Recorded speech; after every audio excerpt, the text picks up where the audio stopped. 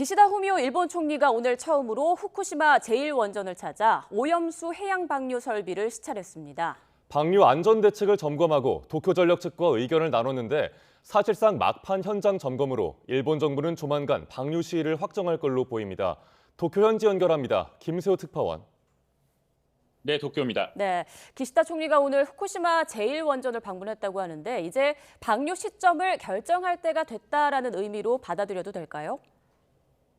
네, 그렇습니다. 기시다 총리는 오늘 오전 11시를 조금 넘어 후쿠시마 제1원전에 도착해 방류 설비 시찰에 나섰습니다.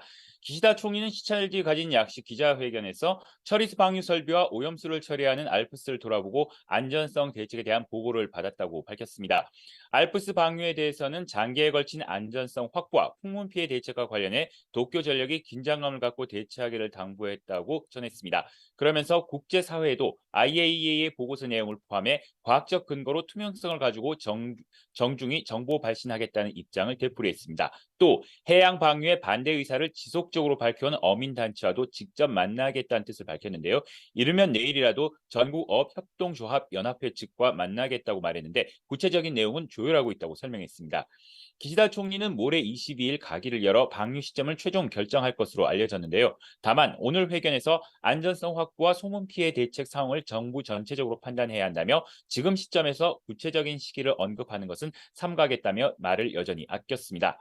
기시다 총리는 중국 등 국제사회 반발에 대해서는 정부 홈페이지와 SNS 등 여러 방법을 통해 방류의 안전성을 적극 설명해왔다고 말했습니다. 그러면서 과학적 근거가 없는 부분은 반론해왔고 그 결과 냉철한 판단이 확산하고 있다며 오염수 방류 정당성이 국제적으로 인정받고 있다는 점을 강조했습니다.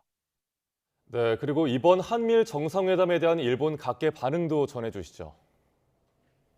네, 일본 주요 방송과 신문들은 이번 한미일 정상회담을 통해 세 나라가 안보 협력을 강화하는 계기를 마련했다고 일제히 평가했습니다.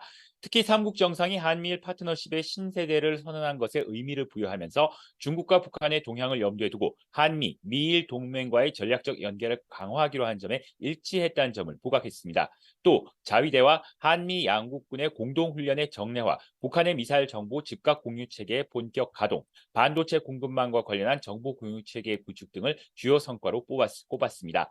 다만 일본 언론들은 타이완 문제와 중국에 대한 태도 등에서 각국의 견해차가 확인된 만큼 앞으로 중국에 대한 대응의 실효성을 얼마나 확보할 수 있을지가 과제라고 지적했습니다. 이런 가운데 일본 언론들은 오염수 방류와 관련한 윤석열 대통령의 언급을 주목했는데요. 윤 대통령이 오염수 방류와 관련해 IAEA의 조사를 신뢰한다고 한 발언을 집중 보도했습니다. 요미우리 신문은 윤 대통령의 이 같은 입장이 해양 방류를 위한 커다란 뒷받침이 될 것으로 기대한다는 일본 정부 관계자의 발언을 소개하기도 했습니다. 지금까지 도쿄에서 전해드렸습니다.